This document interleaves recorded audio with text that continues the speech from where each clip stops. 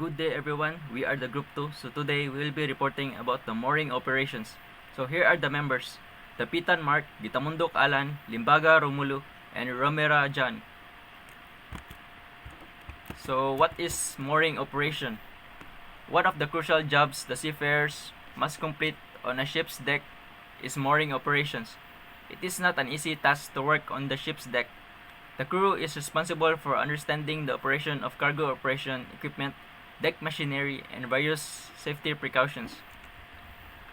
So here is a case study about mooring line failure that happened on board a ship. So a sizable LNG carrier was berthed at a UK LNG terminal.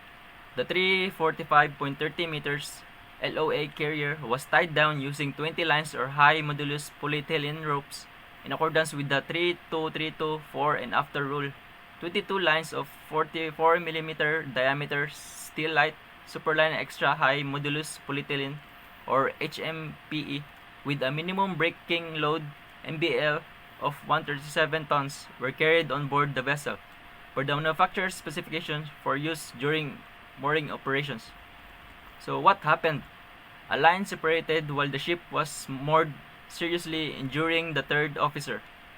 Long gusts of the dominant wind were at their strongest point. Tensile overload caused one of the front spring lines to split even though the line's current load was less than 25% of its minimum brake load.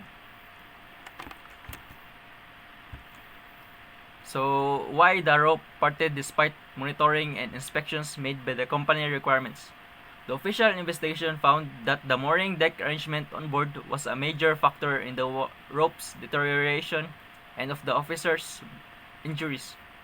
The mooring lines utilized on board the vessel and other vessels of a similar type in the same fleet were not appropriate for the application, and the user did not fully comprehend the primary influences on rope degradation and failure modes.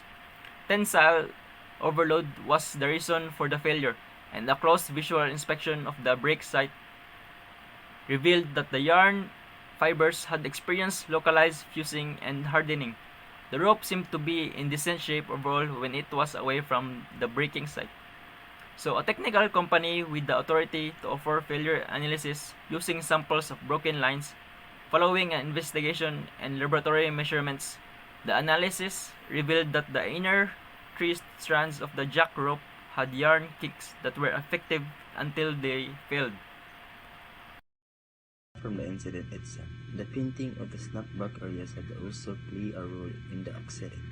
Areas close to mooring points should be marked for the snapback hazard in accordance with earlier best practice guidance. But if the seafarer was not in or close to a yellow mark area, this practice gives rise to a false sense of security. Such danger area marking is not actually a safety procedure, since the response of a broken line under tension is practically unpredictable.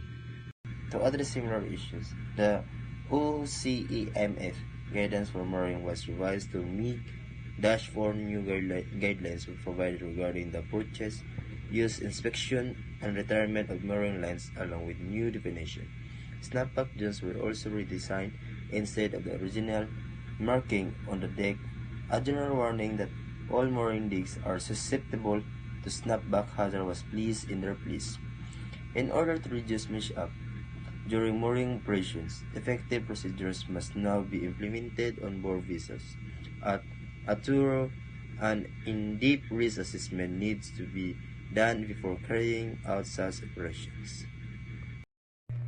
Lesson learned. It is also necessary to hold a productive toolbox meeting to offer guidance on the established mooring plan, taking into account the following factors: the equipment and arrangements of the vessel, the arrangement of the terminal or port, and the current and anticipated environmental conditions. The equipment of the ship and other seafarers should be shielded from unpleasant circumstances during mooring by a competent officer who oversees and controls all mooring stations. This officer should utilize a stop work procedure or authorization. Mooring equipment guidelines, updates, and new terms. The 4th edition of OCIMF's Mooring Equipment Guidelines MAG 4 was released on July 2018 with updated guidelines and new chapters on ship-shore interface, alternative technologies, jetty design and fittings, and human factors in mooring design.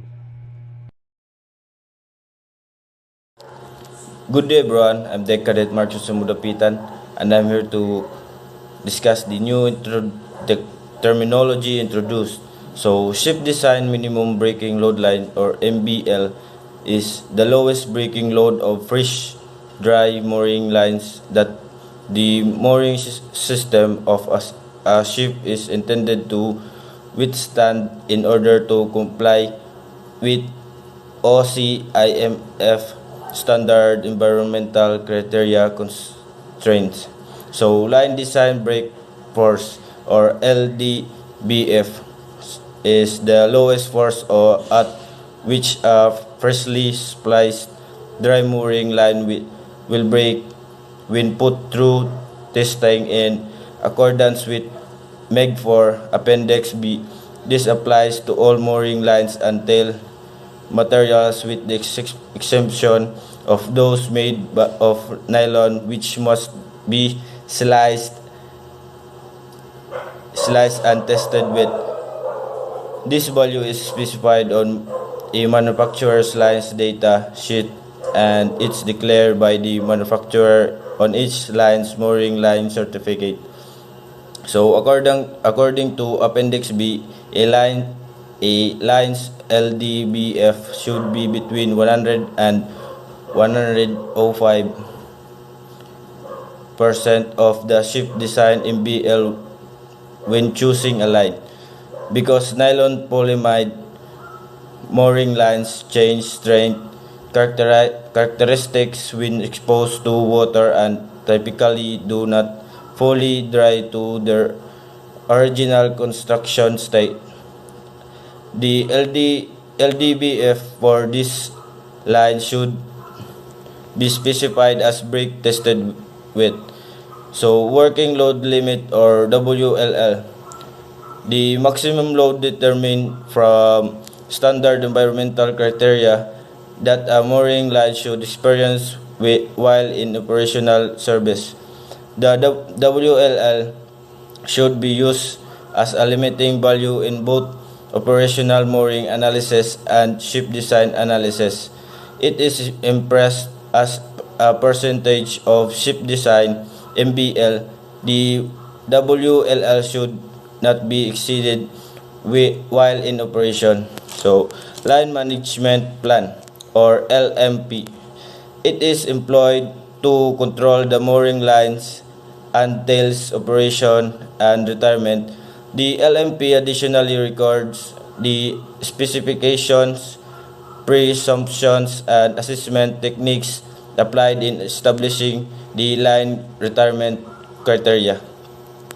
So, the last is Mooring System Management Plan, or MSMP.